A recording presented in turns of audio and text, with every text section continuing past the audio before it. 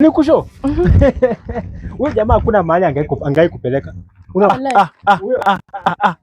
Ninja. Niaje? Mimi niko fiti. Man, unaendelea aje? Niko fiti man. Ulishapona? Pona nini?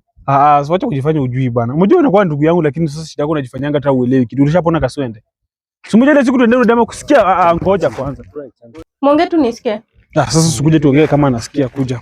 Sasa umejua ile siku tutaenda ile chemistry. Umejua kumaliza kulipa pesa yote. Wanatudai huko 200. So wewe sasa shida yako unakuwa tu mkora unajificha. Unafaa upeleke madhara bana atapiga kelele. Umejua usipomaliza kulipa hiyo deni au utapona kaswende.